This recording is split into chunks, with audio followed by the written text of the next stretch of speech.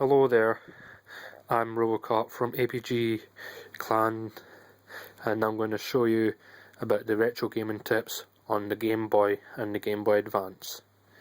Now, for those who may not be aware, if you have games like Pokemon or anything that has a campaign save and that, well, the only problem is when you use these old games like this, Pokemon Blue, it has a lifespan inside the saves, as it has a SRAM battery which doesn't last very long depending how much you use it.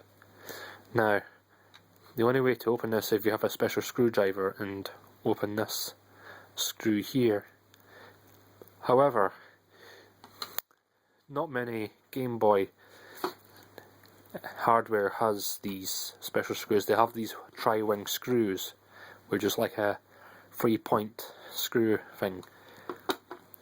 And I'm not going to bother opening this, but I managed to get this open, as you can see, with the screw. If you need to get a tri-wing screwdriver, you can order it from eBay. This is the one I've got here. Now, I got this from 3000rpm.com. That's the best place I can get it from my area. So, in order to prove that this Pokemon game has a SRAM battery, this is Pokemon Crystal, which also has the same battery but roughly the different diameter and depth. You can see here that little coin or dime or 10-pence coin, that's the battery, the button battery.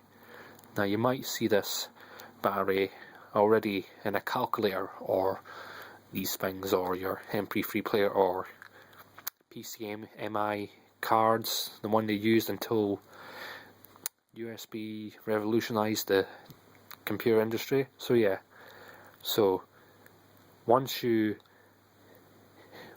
want to replace the battery and dismantle this, you have to solder out the brackets and pins. Now, the very important thing is you need a highly skilled technician to desolder it. Otherwise, if you desolder the ROM components and the chips, that would make it broken and inoperable. So, now, personally, I'm not a very good technician with the soldering skill, but I'm just going to demonstrate just to show you. Now, when you desolder the battery, the saves are gone. That's it, and there's nothing you can do, and you have to move on if that's the case.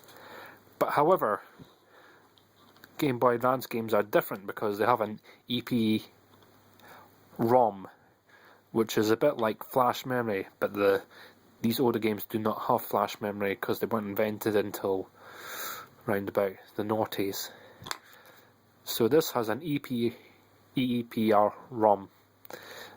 and this is actually the backup battery. So when you desolder it, the saves do not get lost on this Game Boy Advance game, but the time events will not work if this battery's dried up. So I'm not going to desolder this as well, just to demonstrate.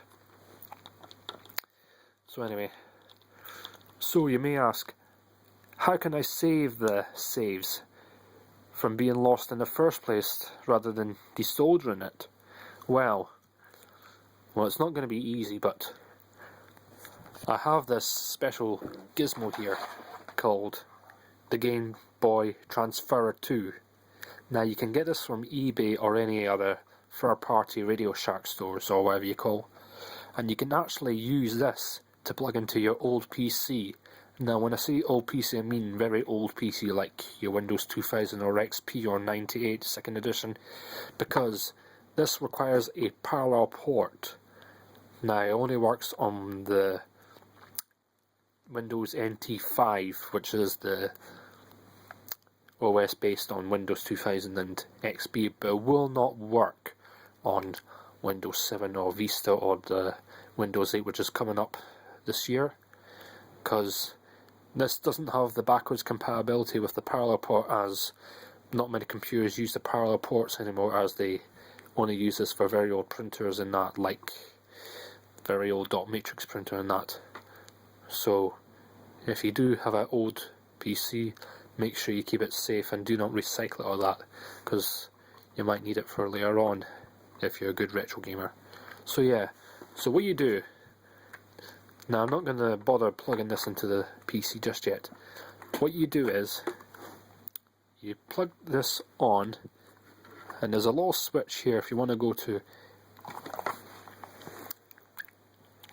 Game Boy mode or Game Boy Advance mode. Now, if you get one of those, you probably know what I mean, but I'm just going to demonstrate. These are the quick tips. So yeah.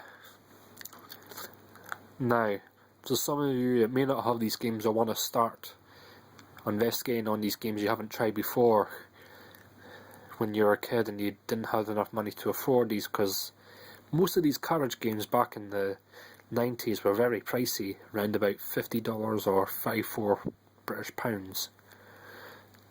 But those ones are very compact, so when you get to eBay or Amazon, you'll probably get them for a few bucks or pounds or quids or euros. And the most important thing, you'll have to get this, because if you don't have these ones, the Game Boy Color or Original or Pocket, it won't work with this.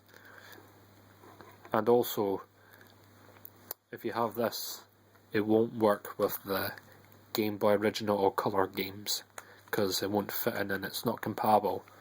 So if you do have a DS Original or DS Lite, you'll probably need to get one of those for the Game Boy Advance games.